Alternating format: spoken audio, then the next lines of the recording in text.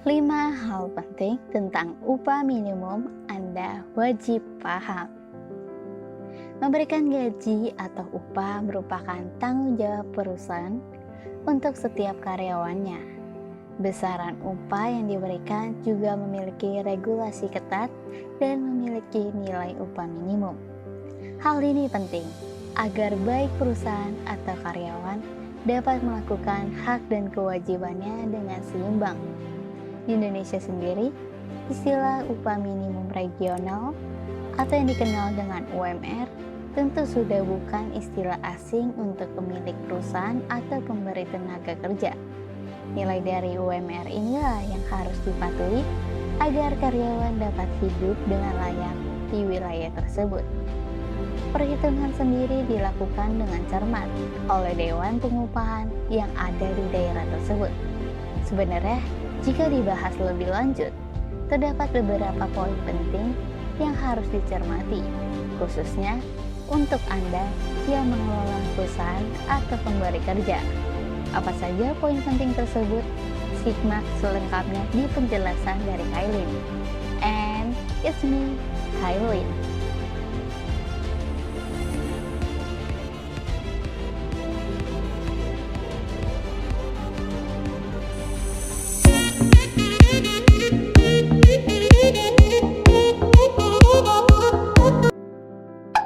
Yang pertama, mekanisme penetapan nilai upah minimum.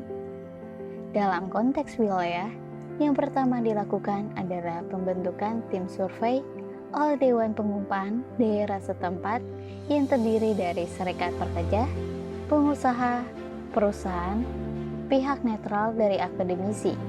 Singkatnya, tim ini akan meninjau harga kebutuhan pokok dan biaya hidup minimal di daerah tersebut.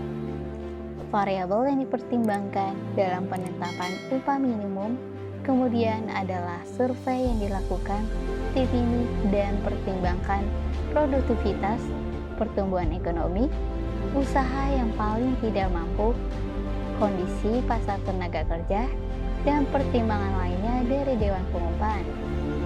Besaran upah minimum dilakukan oleh kepala daerah selambat-lambatnya 60 hari sebelum berlakunya pada tanggal 1 Januari tahun selanjutnya.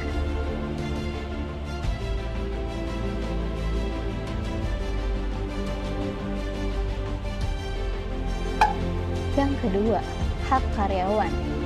Setiap manusia memiliki hak atas kehidupan yang layak dan baik. Untuk menjamin golongan karyawan dan pekerja, maka kemudian ditetapkanlah nilai batas bawah upah di setiap regional.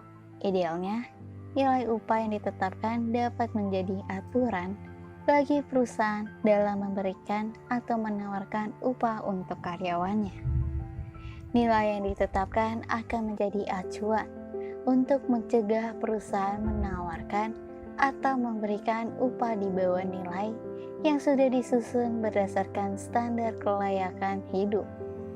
Dengan begini, karyawan atau pekerja dapat terjamin kelayakan hidupnya dengan memiliki pekerjaan tetap.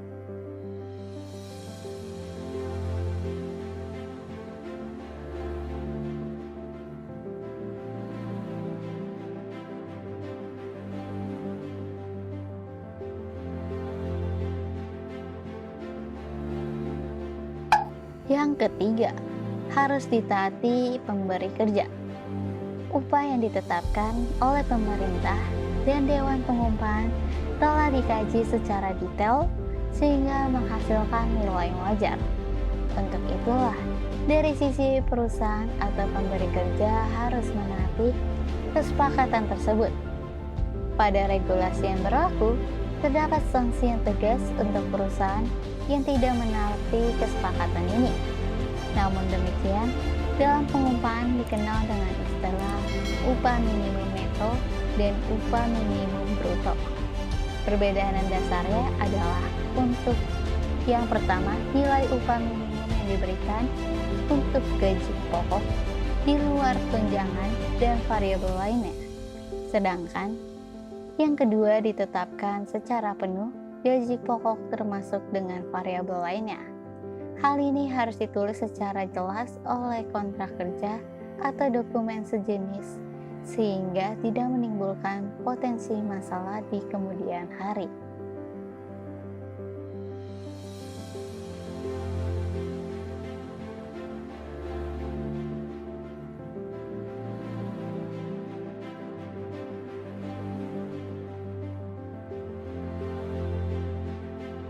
Dan yang keempat, selalu naik.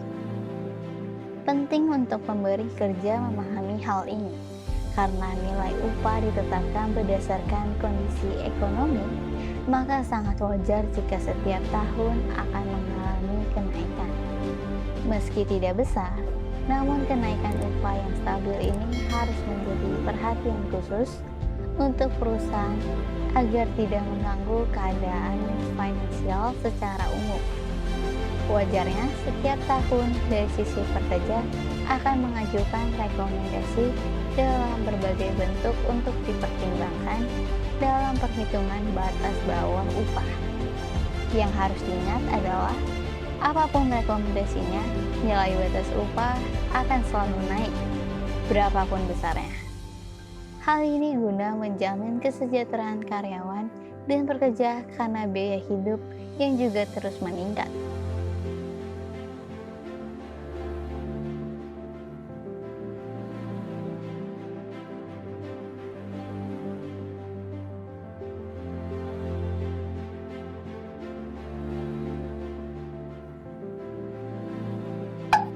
Dan yang terakhir, jelas perhitungannya dan penyampaiannya. Mendapat upah atau gaji dalam bentuk apapun yang telah disepakati bersama dalam surat kesepakatan kerja merupakan hak pekerja. Dalam hal penyampaian gaji, perusahaan idealnya harus memberikan rincian yang jelas perhitungan serta disampaikan dengan cara yang baik, sehingga informasi yang berpengaruh pada besaran gaji karyawan dapat dipahami oleh yang bersangkutan. Mekanisme yang digunakan juga kini beragam. Salah satunya yang paling populer adalah penggunaan aplikasi slip gaji atau aplikasi pengelolaan HR yang terpadu, sehingga dapat menghitung dan menyampaikan gaji dengan rinci.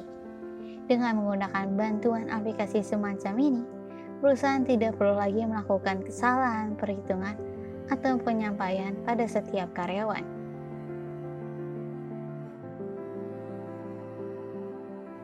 Dan itu dia 5 hal penting tentang upah minimum yang Anda wajib pahami. Menurut kalian bagaimana?